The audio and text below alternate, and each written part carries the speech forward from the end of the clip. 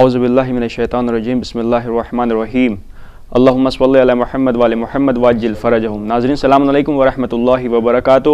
میں آپ کا میزبان سید رضوان الدین نقوی آج ایک اہم پروگرام لے کر حاضر ہوا ہوں۔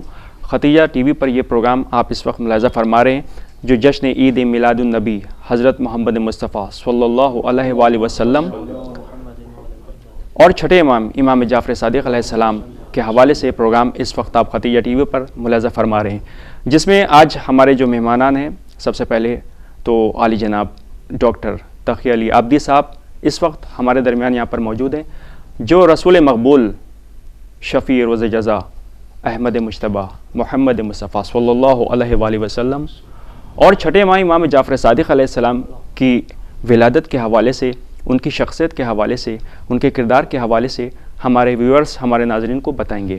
ہمارے دوسرے مہمان عالی جناب سید اشرف علی عابدی صاحب اس وقت یہاں پر موجود ہیں، جو یہاں پہ منقبت اور نعت پیش فرمائیں گے۔ تو آئیے مومنین، اس پروگرام کے آغاز کے طور پر ہم سب سے پہلے عالی جناب سید اشرف علی عابدی صاحب کی خدمت میں چلیں گے اور ان سے گزارش ہے کہ وہ ہمارے مومنین جو اس وقت یہ پروگرام دیکھ رہے ہیں ان کے لیے ایک نعت رسول مقبول پیش فرمائیں۔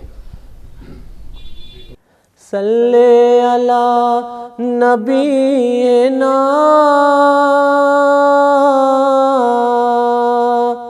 صلی علی محمد صلی اللہ علیہ وسلم۔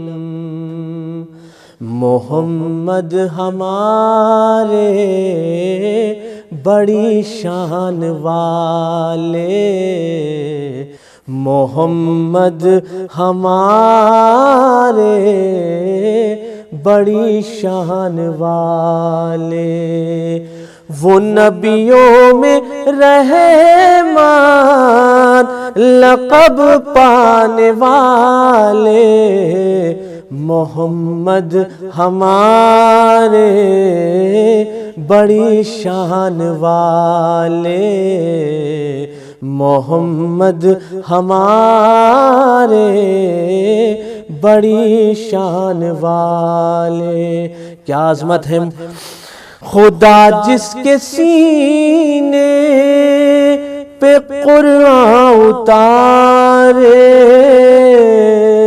خدا جس کے سینے پہ قرآن اتارے، مدثر کہے اور مزمل پکارے، وہ نور خدا دو جہاں کے اجالے، محمد ہمارے بڑی شان والے، وہ نبیوں میں رحمان لقب پانے والے، محمد ہمارے بڑی شان والے۔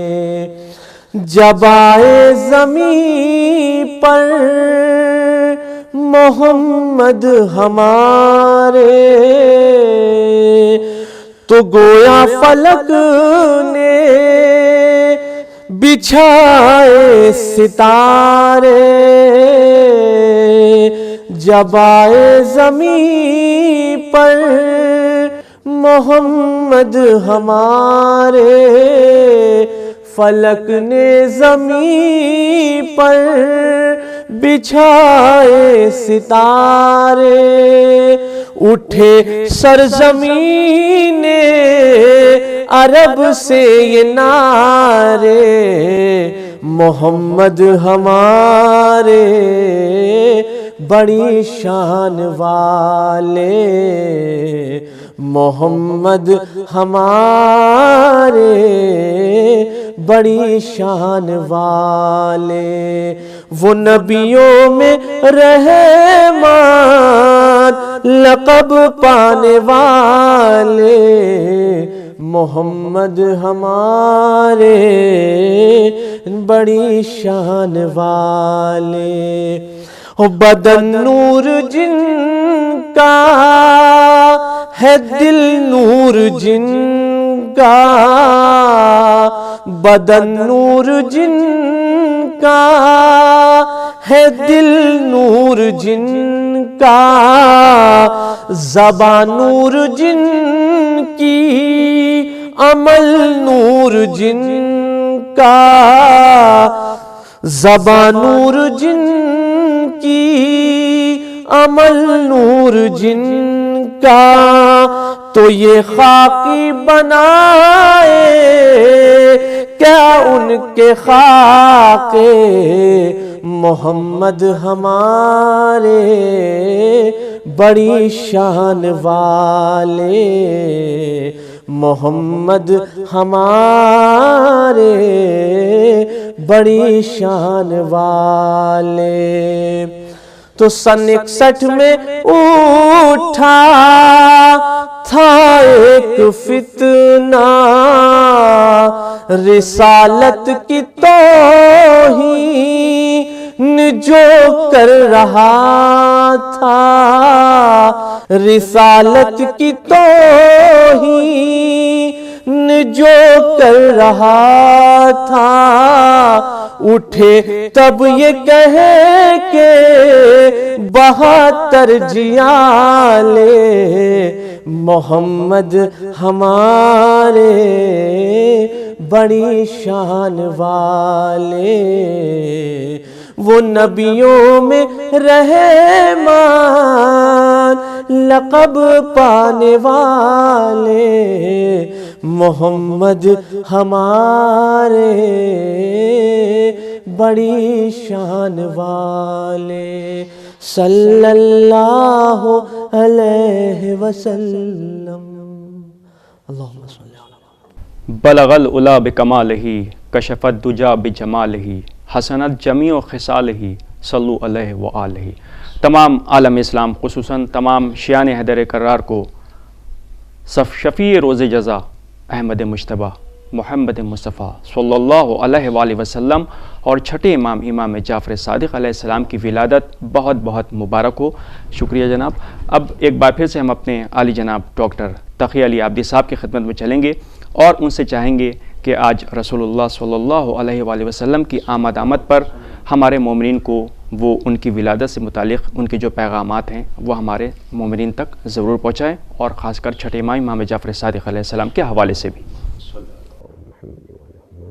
کہ ابھی رضوان بھائی ہمارے اشرف بھائی بہت بہترین نعت سنا رہے تھے، اور آپ نے بتایا کہ آپ کا لقب کیا ہے اور یہ سب چیزیں، اور جہاں تک قرآن کے حوالے سے دیکھا جائے تو پتہ یہ چلتا ہے کہ جناب رسول خدا صلی اللہ علیہ وآلہ وسلم کے لیے ملتا ہے کہ لقد کان لکم فی رسول اللہ اسوۃ حسنہ، لمن کان یرجو اللہ و یوم الآخر، وہ آگے والے حصے میں بتائے گئے سورہ احزاب میں ہمیں آپ کو ملتا ہے آیت نمبر 21 کے حوالے سے کہ جناب رسول خدا کی آمد ایسے ماحول میں جہاں پر برائی پوری طرح سے پھیلی ہوئی تھی، بے ایمانی اور آپ کی مثلا زندہ لڑکیوں کو دفن کیا جانا اور جلایا جانا، یہ سب جتنی عام سی بات تھی، ایسے برے ماحول میں آپ کو بھیجا گیا، اور قرآن نے اشارہ کیا کہ تمہیں ان کے اندر ہی اسوہ حسنہ ملیں گے، گویا اپنے کو سنوارنا ہے، نکھارنا ہے، سماج کو نکھارنا ہے، تو تم ان کی ذات میں دیکھتے جاؤ تو اپنے آپ تمہیں سب کچھ ملتا چلا جائے گا۔ ان کی ولادت باسعادت کے سلسلے میں یہ ملتا ہے کہ 17 ربیع الاول کو آپ کی ولادت ہے۔ بعض لوگوں نے، ہمارے بعض بھائیوں کا ماننا یہ ہے کہ 12 ربیع الاول ہے، اور اسی وجہ سے مطلب خاص قسم کے لوگ جو ہیں یہ کہتے ہیں کہ ٹھیک ہے ہم رسول کی ولادت کا جشن منائیں گے، ان کی ولادت کی خوشی منائیں گے، تو ہم 12 سے 17 تک منا لیں گے، اور اس کے آگے بھی جب موقع ملے گا۔ کیوں؟ اس لیے کہ جتنی بار ہم ان کا ذکر کریں گے اتنی بار ہمیں کچھ نہ کچھ سیکھنے کو ملے گا۔ یہ ہاں ان کی سیرت کے حوالے سے، تو یہ جو ہفتہ وحدت کے نام سے ہم لوگ مناتے ہیں اور 12 سے 17 تک، تو اس میں جگہ جگہ جو ہے جناب رسول خدا کا ذکر ہوتا ہے، اور اس سے بہت کچھ ہمیں مل جاتا ہے۔ آپ کے پدر بزرگوار جناب عبداللہ، آپ کی والدہ ماجدہ جناب آمنہ، یہ اور اس کے بعد یہ نور ایک پھیلا، جو نور کی بات آپ نے بھی کی کہ نور ہے جو ان کے دل میں بھی نور ہے، اسی نورانی سینے کے اوپر اللہ نے قرآن کریم نازل کیا ہے، تو یہ تمام چیزیں ہیں۔ اور جناب رسول خدا کو جس نے بھی صحیح طرح سے پہچان لیا وہ سمجھ لیے اپنے آپ زندگی میں کامیاب ہو جاتا ہے، جس کا اشارہ بھی ہمیں ملتا ہے کہ اِنَّ هَذِهِ أُمَّةٌ وَاحِدَةٌ وَأَنَا رَبُّكُمْ فَاعْبُدُونِ، یہ بات ہم لوگوں کو سورہ انبیاء میں ملتی ہے۔ اور لطف کی بات یہ ہے کہ سورہ انبیاء کی یہ آیت نمبر 92 ہے، اور 92 نمبر ہی محمد صاحب کا ہے، محمد مصطفیٰ صلی اللہ علیہ وسلم۔ تو انہوں نے بتایا کہ بھئی اِنَّ هَذِهِ أُمَّةٌ وَاحِدَةٌ، یعنی امت واحدہ یعنی امت محمدی ہی سب سے امپورٹنٹ جو ہے امت ہے۔ اور محمد صاحب کے حوالے سے ہو گیا۔ تو جو بھی اچھا کیا ہے، مطلب ایسے ماحول میں جہاں پہ جھوٹ بولے جا رہے تھے، مکاری کی جا رہی تھی، سب چیزیں تھیں، لیکن وہی جھوٹے خود جھوٹے ہیں، لیکن جناب رسول خدا کو دیکھ کے کہتے تھے کہ یہ سچا جا رہا ہے، یہ ایماندار جا رہا ہے۔ اگر مالی ہجرت کا بھی موقع مل رہا ہے اور جناب رسول خدا اپنی جگہ سے دوسری جگہ جا رہے ہیں، اپنے بھائی کو اپنے بستر پہ لٹا رہے ہیں، تو یہ ان لوگوں کو معلوم ہے کہ ہماری امانتیں لے کر نہیں گئے ہوں گے۔ یعنی اتنا جو ہے آپ نے اپنے کردار، اپنے اخلاق، اپنی زبان کے ذریعے سے لوگوں کو متاثر کیا۔ اب آپ اندازہ لگائیے، ہم لوگ سنا کرتے ہیں کہ کوڑا پھینکا جا رہا ہے، کوڑا پھینکا جا رہا ہے، لیکن نہ آپ اپنے راستے کو بدل رہے ہیں۔ چاہتے تو بدل سکتے تھے بھئی ٹھیک ہے، ہمیں یہ بات نہیں اچھی لگ رہی ہے، ہم دوسرے راستے نہیں، چونکہ اس کے کردار پر اپنے کردار کی چھاپ ڈالنا تھی، اب راستہ نہیں بدلا جا رہا ہے۔ اچھا، اب وہ انسانی فطرت نفسیات کی بنیاد پہ جب بیمار ہو جاتی ہو، جناب رسول خدا دیکھنے جاتے ہیں، تو اب وہ یہ سوچ رہی ہے کہ کہیں ہم سے ایسے موقع پہ جبکہ میں بیمار ہوں بدلہ لینے کے لیے نہیں آئے، اگر صحتیاب ہوتے تو کچھ مقابلہ کر سکتے تھے، اب میں بیمار ہوں، اب یہ مجھ سے کیوں؟ انسانی فطرت ہے، نفسیات ہے کہ وہ کچھ اسی طرح کی چیزیں سوچتا ہے۔ لیکن جب جناب رسول خدا نے کہا کہ نہیں، میں اس لیے تھوڑی آیا ہوں، مجھے تو یہ فکر ہوئی کہ کوڑا کیوں نہیں پھینکا گیا، کہیں طبیعت تو نہیں ناساز ہے، اسی لیے کہا گیا ہے کہ آپ خلق عظیم کے مالک تھے، اسی لیے آپ کو کہا گیا ہے کہ آپ رحمت للعالمین ہیں۔ اب آپ سوچیں کہ ایک شخص ہے اور وہ تلوار لیے ہوئے جناب رسول خدا کے سامنے کھڑا ہوا ہے اور پوچھتا یہ ہے کہ بتائیے کہ آپ کو میری اس تلوار سے کون بچا سکتا ہے؟ تو آپ نے فوراً جواب دیا کہ میرا خدا ہے جو میری حفاظت کرے گا، تمہاری تلوار سے بچا لے گا۔ پتہ نہیں اس جملے میں کتنا اثر تھا کہ وہ جو تلوار کھینچے ہوئے ہے کہ تمہاری تلوار سے کون بچا سکتا ہے تمہیں، اس کے ہاتھ سے تلوار چھوٹ جاتی ہے۔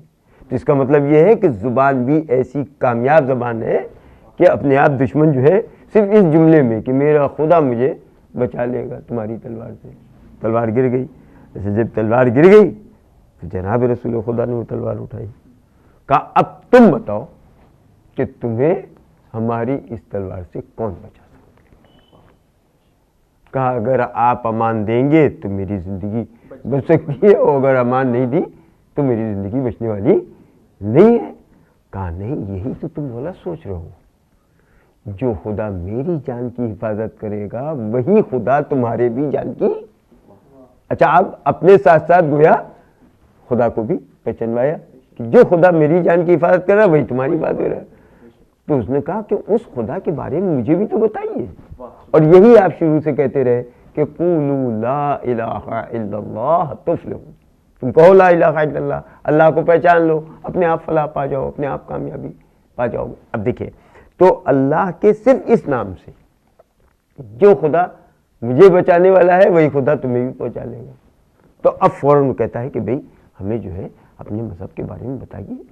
اب ایک طرف یہ ہو گیا، اب دوسری طرف دیکھیے مطلب کیسا اخلاق ہے، کیسا کردار ہے، کیسی زبان ہے کہ جس سے اب کچھ لاٹھی نہیں چل رہی, تلوار نہیں چل رہی, وہ کچھ, وہی جھوٹے لوگ وہی ان کو مانتے چلے جا رہے ہیں ایک دم ایسے ماحول میں. اور جبکہ مطلب ماحول بگڑا ہوا ہو, آدمی زبان سے کچھ کہہ نہیں سکتا, اپنی طرف کر لینا. یہی کردار کی کامیابی ہے, یہی کردار کی چھاپ ہے. اب کانٹے بچھائے جا رہے ہیں, پتھر بچھائے جا رہے ہیں, پتھر مارے جا رہے ہیں, اونٹنی ڈالی جا رہی ہے, سب کچھ ہے, پورا ڈالا جائے, سب کچھ ہے, لیکن اپنے آپ دھیرے دھیرے لوگ جناب رسول خدا کھنچتے چلے اپنے آپ کہ یہ اپنے لیے گویا کچھ کر ہی نہیں رہا ہے, یہ تو اپنے خدا کی بات کرتا ہے. اب وہ بوڑھی عورت ایک سر پہ بوجھ لوکھے ہوئے چلی جا رہی ہے اور آپ اس کے قریب پہنچے, کہا کہ میں جوان ہوں, تم بوڑھی ہو, اتنا بوجھ کیسے اٹھائے ہو, کیا ہے, اگر تم کہو ہم یہ بوجھ تمہارے گھر تک پہنچا دیں. اچھا اب یہ کہ مان لیے ہم ہی لوگ کوئی اپنا بوجھ اٹھائے ہوئے چلے جا رہے ہو اور کوئی آ جائے تو ہم تو کہیں گے بھائی یہ تو فرشتہ بن کے میرے پاس آ گیا ہے, چلو اس کو دے دیا جائے تھوڑا آرام ہی. اور وہ بوڑھی عورت, اب آپ نے بوجھ لیا, چلے وہاں پہنچ گئے. جب پہنچ گئے تو بوڑھی عورت کہتی ہے کہ میں تو غریب ہوں, میں اس کی اجرت تو تمہیں دے نہیں سکتی. اور ممکن ہے کہ دل ہی دل جناب رسول خدا نے کہا ہو کہ ہم اجرت کے لیے کام تھوڑی کریں, ممکن ہے بھائی, اس لیے کہ یہ تو اپنے اخلاق کے اپنے کردار کی چھاپ چھوڑ رہے ہیں نا. تو لیکن بہرحال اس نے یہ کہا کہ میں اجرت, لیکن دعا ضرور دے سکتی ہوں. دعا سے بڑھ کے اور کیا ہے. اور پھر بوڑھا آدمی مان لیے بچے کو, جوان کو دعا دے رہا ہے, کب دعا ضرور دے, کہنا ٹھیک دعا دے دیے. کہنا ہے کہ دعاؤں میں دعا یہ ہے کہ ایک نوجوان ہمارے نوجوانوں کو ورغلا رہا ہے, وہ کہتا ہے میں رسول ہوں اور اپنے خدا کی بات کرتا ہے اور میرے نوجوان بہکتے جا رہے ہیں. یہ جملہ ہی اس بات کی دلیل ہے کہ کتنی تیزی سے لوگ جناب رسول خدا کے وہ ورغلا رہا ہے ہمارے نوجوانوں کو, اپنے خدا کی بات کرتا ہے اور اپنے کو رسول کہتا ہے. تم اس نوجوان سے بچے رہو. وہ نوجوان جو خدمت کے لیے موجود ہے وہاں پہ کہہ رہے تم بچے رہو, ہمارے نوجوان تو بہک رہے ہیں, یعنی اپنے نوجوانوں کو نہیں بچا پا رہے, کہ تم بچے رہو. اب میری دعا یہ ہے بھائی, اگر دعا ہی کام آ رہی ہوتی تو ان کے نوجوانوں میں بھی کام آ جاتی. لیکن اصل کیا ہے, اصل یہ ہے کہ کردار کی چھاپ. تو جناب رسول خدا نے کہا کہ میں وہی نوجوان ہوں جو اپنے خدا کی بات کرتا ہوں اور میں وہی نوجوان. کہا اگر تم ہی وہی نوجوان ہو اور تمہارا کردار یہ ہے, تمہارا اخلاق یہ ہے, تو جلد اپنے مذہب کے بارے میں ہمیں بھی بتاؤ. اب نتیجہ کیا نکلا؟ نتیجہ یہ نکلا کہ گویا بوڑھے لوگوں کی خدمت کرنے کا سلیقہ صرف اسلام میں ہے. اب مجھے بتا دو تاکہ ہم بھی اس کو قبول. کچھ تو اچھائیاں ہوئی, کچھ تو نیکیاں ہوئی, کبھی اس نے کہا, اور صرف چھوٹے سے عمل سے, اور معلوم اپنے آپ جو ہے کردار. اب آپ دیکھیں بیچارہ ایک نیا نوجوان, اور جو مثلاً بوڑھی عورت نے کہا کہ ہمارے نوجوانوں کو ورغلا رہا ہے, اور انہی کے لفظوں میں کہا جائے کہ وہ ان کے اخلاق و کردار کو دیکھ کے اسلام لے آیا.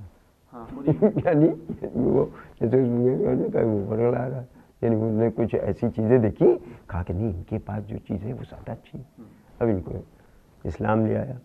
جب اسلام لے آیا تو اس نے جناب رسول خدا سے پوچھا کہ یہ بتائیے کہ ہم اسلام لے آئے, کلمہ پڑھ لیا, اب ہم کون سی عبادت کریں, بہترین عبادت کیا ہے؟ کہا سب سے بہترین عبادت یہ ہے کہ تم اپنے والدین کی خدمت کرو. بے شک والدین کی خدمت سے بڑھ کے اور کیا ہو سکتا ہے.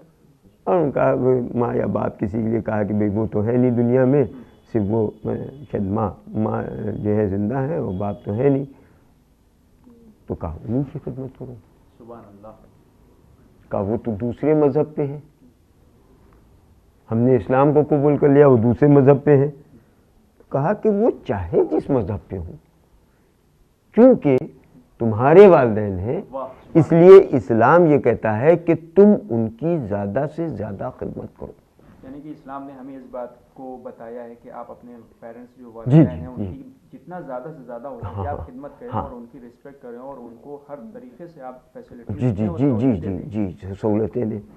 تو وہ چاہے جس مذہب پہ ہوں، یہ نہیں ہے مذہب کی قید اس میں نہیں.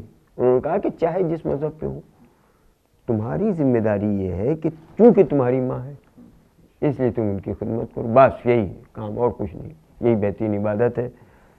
اچھا چونکہ بہترین عبادت کا نسخہ جناب رسول خدا نے انہیں بتا دیا تو اب وہی جو ہے وہ اختیار کر لیا اس نے. اور جب اپنے گھر پہنچا ماں کی خدمت زیادہ کرنا شروع کر دی تو اپنے آپ ان کے دماغ میں ایک بات پیدا ہوئی فطری طور پہ کہ کل تک جس مذہب پہ ہم تھے اس مذہب پہ یہ بچہ تھا اور اتنی زیادہ خدمت نہیں کرتا تھا لیکن اتنی زیادہ نہیں کرتا تھا. اب تو یہ پوری طرح سے میرے میں لگا ہوا ہے. معاملہ کیا ہے 2 دن 4 دن جو بھی گزرے ہو اس کے بعد اس ماں نے خود سوال کر لیا یہ بتاؤ کہ تم نے مذہب اسلام قبول کیا اور تم میری اتنی خدمت کر رہے ہو، ہم تو دوسرے مذہب پہ ہیں. کہا ہمارے رسول نے بتایا ہے کہ تمام عبادتوں میں بڑھ کر عبادت ہے والدین کی خدمت کرنا. کہا جلد اپنے رسول کے پاس مجھے بھی لے چلو تاکہ ہم بھی اس مذہب کو قبول کر لیں، اس لیے کہ اس میں سے جتنی چیزیں ہیں وہ اچھی ہیں. سبحان اللہ جزاک اللہ. تو اب یہ سب جو واقعات ہیں یا اس طرح کے بہت سارے واقعات ہیں اور معصومین کی بھی زندگی میں اگر ہم لوگ دیکھیں گے تو اس میں ملیں گے تو ایسے واقعات ہیں کہ اپنے آپ جو ہے آدمی راغب ہوتا ہے. عام طور سے فطرت کیا ہے؟ فطرت یہ ہے کہ اگر خراب ماحول ہو تو آدمی الجھنے لگتا ہے، پریشان ہونے لگتا ہے. مان لیے ہم یہاں اس وقت بولنے کے لیے بیٹھے میں میرے سامنے جو ہے کچھ لوگ ایسے ہوتے ہیں جو صرف نشانہ تانے ہوتے میری طرف. ایک مثلا ہمیں اندازہ ہے کہ اس کے ہاتھ میں پتھر ہے تو میں تو کچھ بول ہی نہیں سکتا تھا، ہوش و حواس قائم نہیں رہتے. کوئی صرف نشانہ کوئی شور غل کر رہا ہے. اکثر ہم لوگ پڑھاتے ہوئے جو ہے اگر 2-3 بچے بھی بات کرنے لگتے ہیں تو ہم لوگ کہتے ہیں بھائی کیا ہو رہا ہے بھائی خاموش ہو، تاکہ میری بات تو پہنچے. اور وہاں پہ ڈسٹرب کیا جا رہا ہے تب بھی اپنے اخلاق اور کردار کو چھوڑنا، اس کی چھاپ ڈالنا، یہ اس بات کی دلیل ہے کہ اس بگڑے ماحول میں بھی اگر ہم لوگ معصومین جناب رسول خدا کی سیرت کے تھوڑے حصے بھی اختیار کر لیں تو اپنے آپ میرا سماج سدھرتا چلا جائے گا. اور اسی لیے قرآن کہہ رہا ہے کہ ہم نے تمہارے لیے رسول اللہ کی زندگی میں اسوہ حسنہ رکھی، بہترین چیزیں رکھ رکھی ہیں. اور اسلام کیا کہہ رہا ہے؟ ادعو الی سبیل ربک بالحکمت والموعظۃ الحسنہ. تم لوگوں کو بلاؤ اسلام کی طرف، دعوت دو اسلام کی طرف حکمت سے اور بہترین گفتگو کے ساتھ.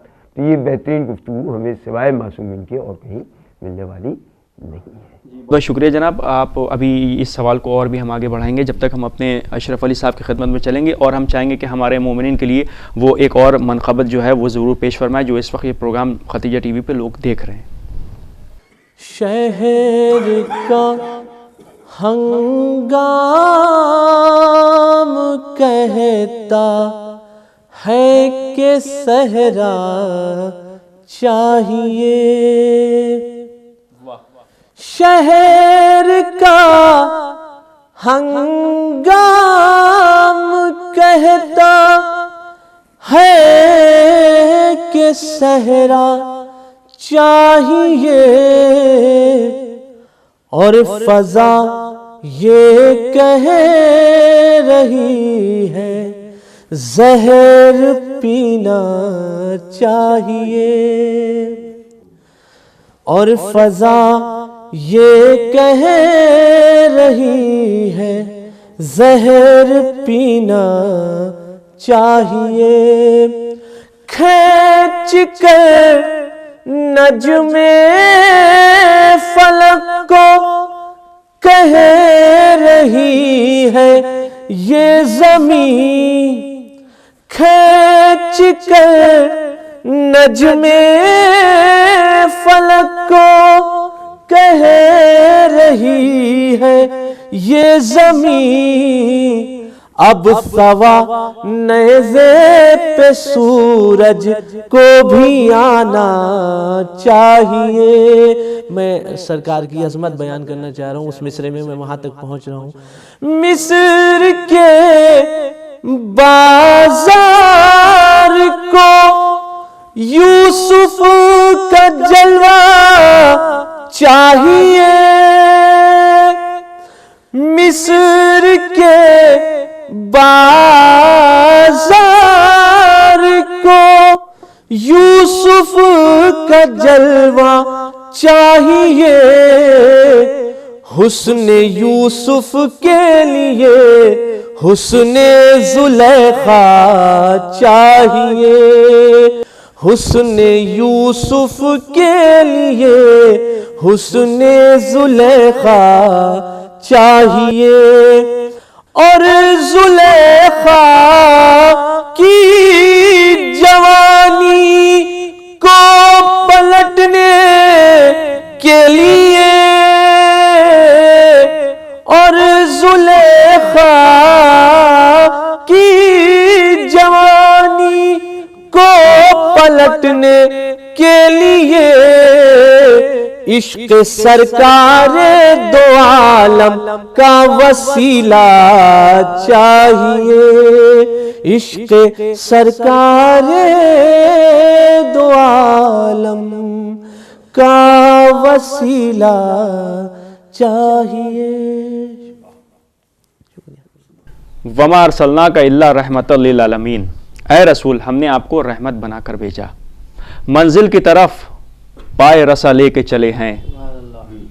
منزل کی طرف پائے رسا لے کے چلے ہیں. ساقی سے جو کوثر کا پتہ لے کے چلے ہیں. ہم اہل ولا الفت حیدر کے علاوہ ہم اہل ولا الفت حیدر کے علاوہ کیا لے کے یہاں آئے تھے کیا لے کے چلے ہیں. کعبے نے بھی حیدر کو دیا راستہ لیکن کعبے نے بھی حیدر کو دیا راستہ لیکن موسیٰ تو سوئے نیل عصا لے کے چلے ہیں. یہ معجزہ نہج بلاغہ ہے کہ سرور یہ معجزہ نہج بلاغہ ہے کہ سرور جادو نہ کسی بولنے والے کے چلے ہیں. جادو نہ کسی بولنے والے کے چلے ہیں. آئیے مومنین ایک بار پھر سے ہم اپنے عالی جناب ڈاکٹر تقی علی عابدی صاحب کی خدمت میں چلیں گے اور جو ایک ہمارا سوال ان سے ابھی بیچ میں رہ گیا تھا رسول مقبول حضرت محمد مصطفیٰ صلی اللہ علیہ وآلہ وسلم کے حوالے سے سوال تھا کہ آپ جب اس دنیا پہ تشریف لائے تو ہر طرف جو ماحول تھا ایک عجب سی کیفیت طاری تھی اور ظلم و جور پوری طرح سے حاوی تھا اور ہر انسان غلط کرنے پر آمادہ تھا. عورتوں کو زندہ درگور دفن کر دیا جاتا تھا. ایسے دور میں جب رسول اللہ صلی اللہ علیہ وآلہ وسلم تشریف لائے تو انہوں نے حضرت فاطمہ زہرا صلوات اللہ السلام علیہا کے لیے خود کو بلند ہو گئے خود کھڑے ہو گئے اور ان کو اپنی جگہ پہ بیٹھال دیا. یہ رسپیکٹ کر کے یہ عزت دے کے بتا دیا کہ ہر دور میں اسلام نے عورت کو عزت دی ہے اور عورت عزت کے لائق ہے. اور تمام مومنین کے ساتھ آپ نے جو تبلیغ کی جو آپ نے لوگوں تک میسیجز اسلام کے جو صحیح پیغامات تھے ان کو پہنچایا کس طرح سے نماز کے سلسلے سے اللہ کا حکم جو تھا وہ پہنچایا. یقیناً بہت سے ایسے کیا زیادہ تر لوگ ایسے تھے کہ جو دوسرے مذہب پہ تھے وہ دھیرے دھیرے کنورٹ ہو کر ادھر آتے گئے اور رسول اللہ صلی اللہ علیہ وسلم کا کلمہ پڑھتے گئے اور آپ کے گرویدہ ہوتے گئے. ہم چاہیں گے کہ بس یہ آپ 2 منٹ میں ہمارے مومنین کو اس حوالے سے بتائیں. اس کے بعد ایک آخری سوال چھٹے امام جعفر صادق علیہ السلام کے حوالے سے ہم بعد میں کریں گے. پہلے آپ مومنین کو بتائیں. جناب رسول خدا کہ جیسے آپ نے بتایا ماحول بہت خراب تھا اور شیخ صاحب نے بتایا کہ یہ زمانہ بھی ایسا ہو گیا ہے کہ سب لوگ زہر پینے کے لیے تیار ہیں. مطلب وہ زمانہ بھی کچھ ایسے ہی تھا سب گھٹ کے رہ رہے تھے. لیکن آپ نے جو اخلاقی چیزیں پیش کی جیسے آپ نے جناب فاطمہ زہرا کے حوالے سے بتایا کہ اپنی جگہ سے اٹھ جانا اور عورت کی عظمت کو آج ہم لوگ وومن کیا نام ہے یعنی مہیلا سشکتیکرن امپاورمنٹ موومنٹ اس کے بارے میں جو ہم بات کر رہے ہیں اگر اسلامی تعلیمات کی روشنی یہ چلا جائے تو اپنے آپ ماحول سدھر جائے گا. یہ بات جو ہے یقینی طور کے اوپر کہی جا سکتی ہے. اور انہوں نے بتایا کہ کیوں اچھا اور جب سبھی عورتیں جلا دی جائیں گی دفنا دی جائیں گی مر جائیں گی تو پھر دنیا ہی اپنے آپ باقی نہیں رہے گی ہے نا. یہ سب چیزیں ہیں. تو جناب رسول خدا کی سیرت جو اسوہ حسنہ قرآن کے حوالے سے ہے، اگر اس کی روشنی میں زندگی گزاری جائے تو زندگی کامیاب زندگی ہوگی۔ بس کیونکہ اس پروگرام کا اختتام وقت اب میرے پاس بالکل نہیں ہے، وقت کو ملحوظ خاطر رکھتے ہوئے اس پروگرام کو اختتام دینا چاہتے ہیں۔ چھٹے امام جعفر صادق علیہ السلام کے حوالے سے آپ ہمارے مومنین کو مختصر الفاظ میں ان کے بارے میں آپ بتائیے۔ جناب امام جعفر صادق علیہ السلام امام محمد باقر علیہ السلام کے بیٹے، اور پھر سلسلہ جناب رسول خدا تک جاتا ہے، وہ الگ مسئلہ ہے۔ دیکھیے ان کے لیے بھی ملتا ہے کہ کسی سفر میں یہ تھے، تو سفر میں کسی مسافر کی ایک تھیلی جو پیسے سے بھری ہوئی تھی وہ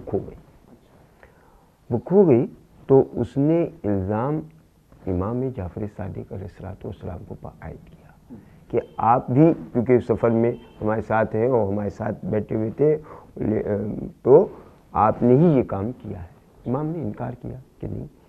پھر وہ اس سے جب 2-3 بار مصر ہوا اس بات پہ کہ نہیں آپ کے علاوہ کوئی نہیں، تو آپ نے اتنی رقم اس کو دی۔ کچھ دیر کے بعد اس کی رقم، اس کی تھیلی مل گئی، تب وہ لے کے آیا کہ بھئی میں نے غلطی کی، میں نے الزام لگایا آپ کے اوپر، یہ ہماری تھیلی مل گئی ہے، یہ اپنی رقم واپس دے دی۔ یعنی ماحول اتنا تھا کہ کم از کم ملی ہوئی رقم کو واپس بھی کیا جا رہا ہے۔ تو امام نے کہا کہ نہیں، جو ہم دے دیتے ہیں۔ تو یہ چیزیں جو ہے کہاں سے آئیں؟ یہ سب اسی گھرانے میں ہمیں اور آپ کو ملتی ہیں۔ اور دوسری چیز جو امام جعفر صادق علیہ السلام کے حوالے سے میں بتانا چاہوں گا وہ یہ کہ ہم لوگوں کے بیچ فقہ جعفری کے نام سے جو جانی جاتی ہے، پہچانی جاتی ہے، جبکہ پہلے امام حضرت علی علیہ السلام ہے، یہ اصلاً فقہ محمدی ہے جو امام جعفر صادق علیہ السلام کے پیریڈ تک فقہ محمدی کے حوالے سے، اور پھر امام جعفر صادق، اس کے پہلے ان کے پدر بزرگ امام محمد باقر علیہ السلام کو چونکہ علمی کام کرنے کا موقع ملا، انہوں نے ماحول بنا دیا تھا، امام جعفر صادق نے اور بڑھایا، اور ہر سبجیکٹ جو ہے گویا اس کے بانی یا اس کے شاگرد جو ہے سب کے سب امام جعفر صادق علیہ السلام، کیمسٹری، فزکس وغیرہ، اسی میں فقہ کے بارے میں جب ہم لوگ پڑھتے ہیں تو پتہ چلتا ہے کہ امام ابو حنیفہ امام جعفر صادق کے شاگرد رہے۔ اس کے پہلے امام محمد باقر کے بھی رہے، امام جعفر صادق کے بھی رہے، اور وہ فقہ محمدی کے مقابلے میں پہلی فقہ حنفی لے کر آئے۔